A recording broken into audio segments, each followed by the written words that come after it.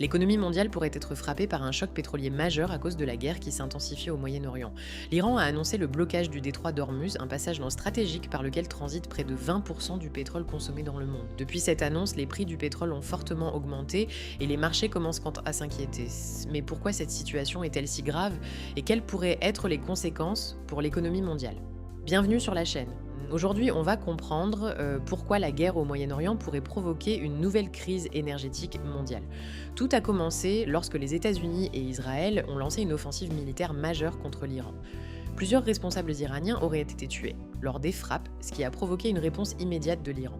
Depuis, les tensions ne cessent d'augmenter dans toute la région. Pour riposter, l'Iran a annoncé la fermeture du détroit d'Ormuz, un passage maritime situé entre l'Iran et Oman.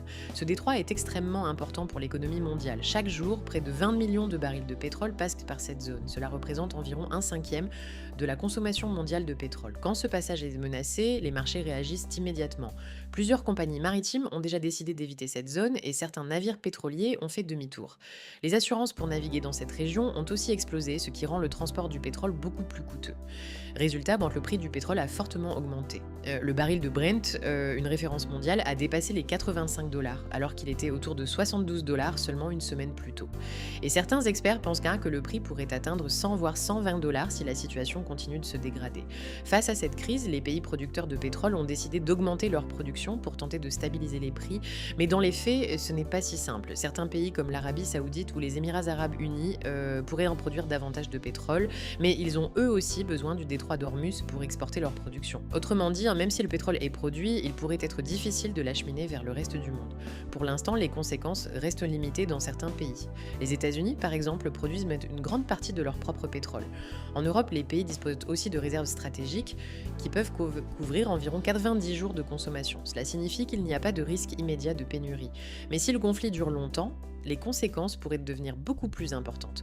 Une hausse durable du pétrole pourrait provoquer une augmentation du prix de l'essence, mais aussi une hausse des prix dans de nombreux secteurs. Le pétrole est utilisé pour produire des engrais, des plastiques et même pour transporter les marchandises dans le monde entier. Autrement dit, une crise pétrolière pourrait rapidement se transformer en crise économique mondiale. Pour l'instant, les experts en fait restent prudents. On est encore loin d'un véritable choc pétrolier comme dans les années 1970.